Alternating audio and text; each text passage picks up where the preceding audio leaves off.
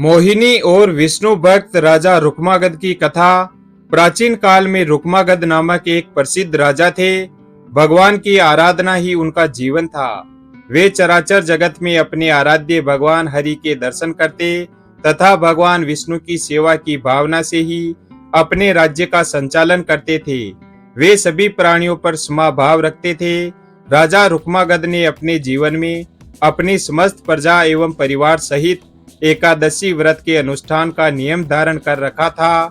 एकादशी के दिन राज्य की ओर से घोषणा होती थी कि आज एकादशी के दिन 8 वर्ष से अधिक और 85 वर्ष से कम आयु वाला जो भी मनुष्य अन्न खाएगा वह राजा की ओर से दंडनीय होगा।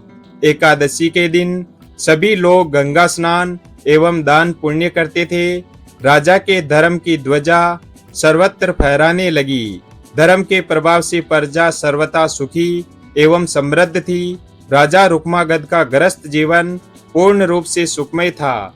वे पीताम्बरी भगवान विष्णु की आराधना करते हुए मनुष्य लोक के उत्तम भोग रहे थे। उनकी पतिव्रता पत्नी संध्यावली साक्षात भगवती लक्ष्मी का दूसरा रूप थी। वह सभी दृष्टि से पति का सुख संपादन करने में अद्वितीय थी। पति का सुख ही रानी संध्यावली का जीवन था। पति की सेवा वह अपने हाथों से करती थी। उनका पुत्र धर्मागद गुणों में अपने पिता के अनुरूप ही था। उसकी भी बुद्धि भगवान विष्णु के चरणों में लग गई थी। वह अपने माता पिता का आज्ञाकारी था। उसमें संचालन की पूर्ण योग्यता थी। वह भी प्रजा पालक एवं प्रजा की रक्षा में सदा तत्पर रहता था। राजा रुक्मागद ने अपने पुत्र धर्मागद के गुणों से प्रसन्न होकर राज्य संचालन का भार उसके कंधों पर देना आरंभ कर दिया। भगवान श्री हरि की आराधना एवं एकादशी व्रत के प्रभाव से राज्य में समस्त प्रजा सुखी थी। मृत्यु के पश्चात सभी बैकुंठ धाम में जाने लगे। नरक के द्वार तक कोई जाता ही नहीं था। संपूर्ण नरक सूना हो गया। सूर्य पुत्र यमराज एवं चित्रगुप्त दोनों के लिए कोई कार्य रहा ही नहीं। जब सभी प्रजाजन बैकुंठ जाने लगे तब यमराज किन्हें दंड दे और चित्रगुप्त किनके कर्मों का हिसाब रखे। अंत में वे ब्रह्मा जी की सभा में पहुंचे।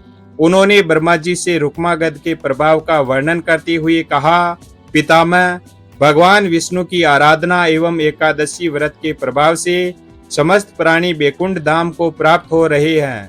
नरक में कोई प्राणी नहीं आ रहा है। लंबे समय से हम लोग व्यर्थ में बैठे हैं। यह सुनकर ब्रह्मा जी को अत्यंत प्रसन्नता हुई। वे मन ही मन भक्त राज रुक्मागद को नमन करने लगे। ब्रह्मा जी रुक्मागद की ऐसी अद्भुत महिमा को और भी बढ़ाना चाहते थे। उन्होंने अपने मन में संकल्प से एक अत्यंत सुंदर एवं लावण्यवती नारी को प्रकट किया। उस नारी का नाम मोहिनी था। वह संसार की समस्त सुंदरियों में श्रेष्ठ एवं रूप के वैभव से संपन्न थी। एक दिन राजा रुक्मागद वन भ्रमण के लिए निकले। उसी वन में वह मोहिनी अत्यंत मधुर वीणा बजा रही थी। उस रूप राशि को देखकर राजा रुक्मागद उस पर मोहित हो गए।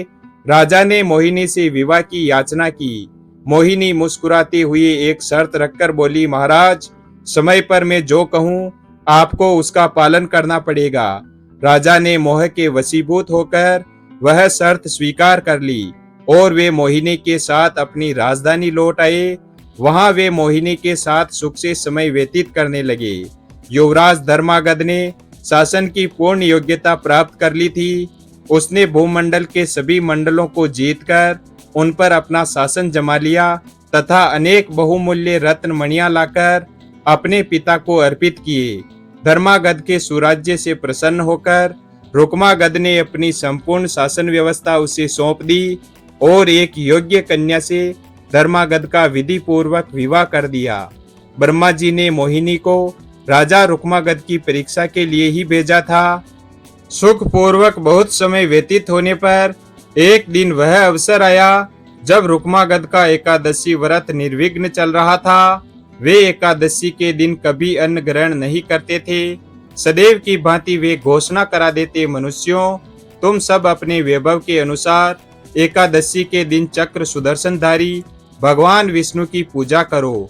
जो भगवान विष्णु का लोक प्रदान करने वाले मेरे इस धर्म सम्मत वचन का पालन नहीं करेगा निश्चय ही उसे कठोर दंड दिया जाएगा।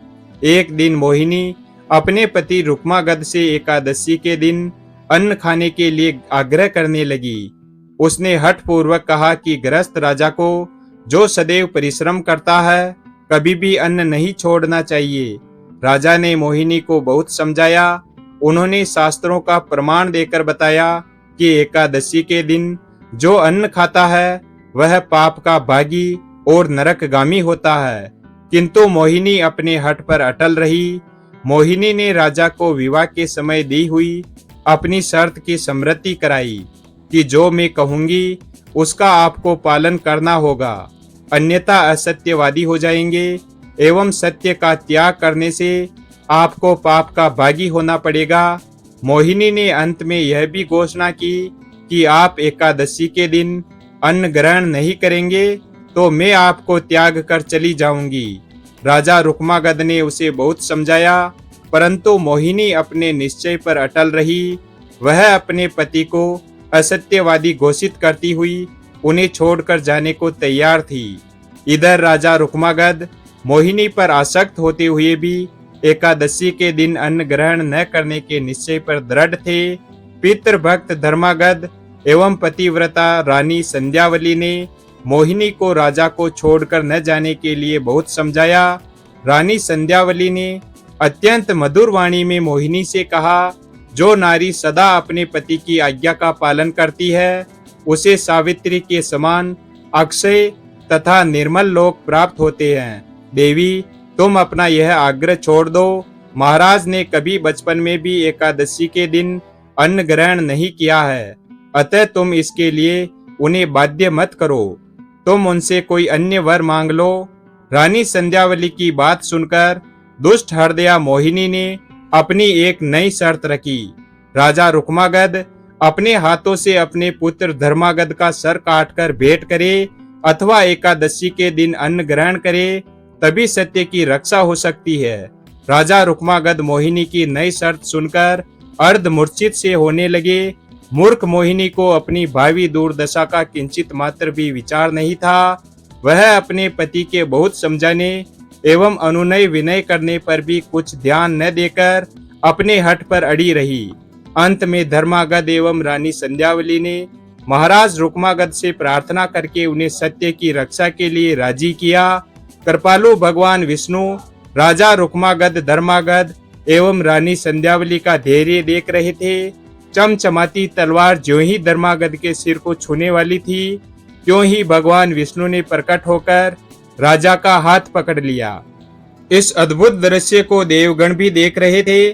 उनके देखते ही देखते महात्मा नरेश अपनी रानी संध्यावली एवं पुत्र धर्मागद के साथ भगवान विष्णु में सशरीर विलीन हो गए। क्रूर हृदया मोहिनी भी यह दृश्य देख रही थी। राजा के पुरोहित वसु से यह सब देखा नहीं गया। उनके संकल्प से दुष्टा मोहिनी वही भस्म होकर राख की ढेर हो गई। वीडियो अगर पसंद आया हो तो वीडियो को लाइक और हमारे चैनल शिव भक्त को सब्सक्राइब करें और अपने दोस्तों के साथ शेयर करें। धन्यवाद।